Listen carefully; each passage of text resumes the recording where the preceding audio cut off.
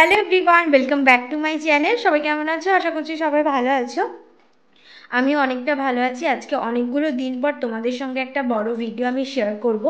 তো যে উদ্দেশ্যে বড় ভিডিওটা আজকে আমি শেয়ার করতে চলেছি সেটা হচ্ছে আজকে বানাবো চিকেন বিরিয়ানি। নতুন এই বাড়ি, আমাদের এই বাড়িটা করার পরে এই বাড়িতে এসে এখনও পর্যন্ত আমি চিকেন বিরিয়ানি করিনি, মাই করেছে।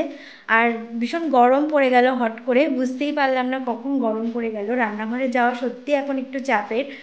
তো আজকে বানাবো চিকেন বিরিয়ানি, সেটাই তোমাদের সঙ্গে শেয়ার করব। তো গোছগাছ করার সময় ভাবিনি যে ভিডিও করব, পরে ভাবলাম প্রথমবার যেহেতু বানাচ্ছি তো ফার্স্ট এক্সপিরিয়েন্স অবশ্যই একটু শ্যুট করে রাখা উচিত। তো সেই জন্য ভাবলাম এখন থেকেই তাহলে করি শ্যুটটা। তো কী কী গুছিয়েছি চলো নিচে গিয়ে তোমাদের দেখাচ্ছি। তো রান্নাটা আমি অলরেডি বসিয়ে দিয়েছি।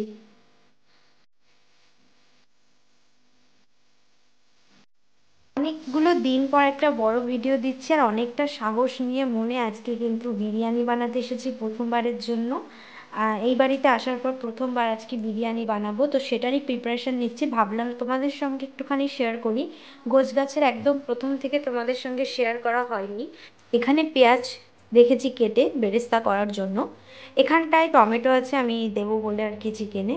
এখানে বিরিয়ানির যে মশলাটা করব সেটার জন্য সমস্ত গোটা মশলা আমি এক জায়গা করে নিয়েছি, এটা শুকনো খোলায় ভেজে বেটে নেব। এখানে বিরিয়ানির জন্য আলু নিয়েছি।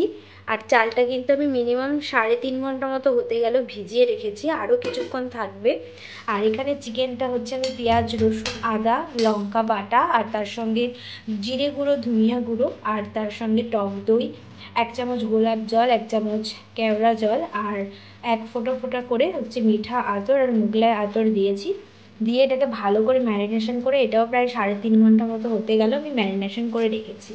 তো সর্বপ্রথমে এখন আমি বেরেস্তা করব, তার জন্য চলো পেঁয়াজটাকে দিয়ে দিই।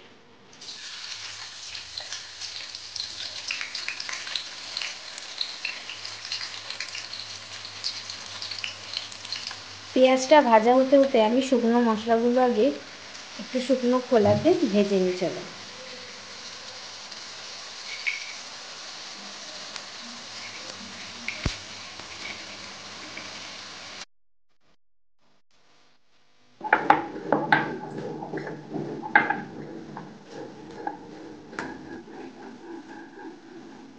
ম্যারিনেশন করা চিকেনটা দিয়ে দেবো।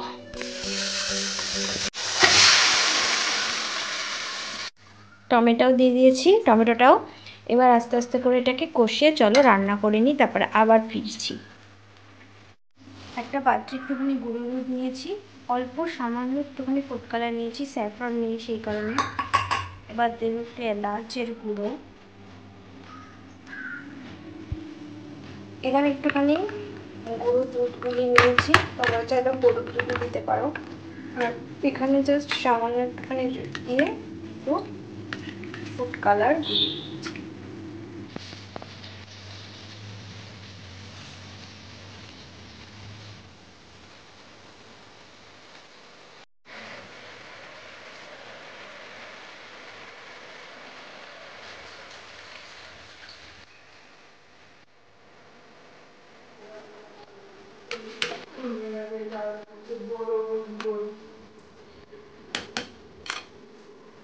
ভাতটাকে কিন্তু আমি 75% কুক করব।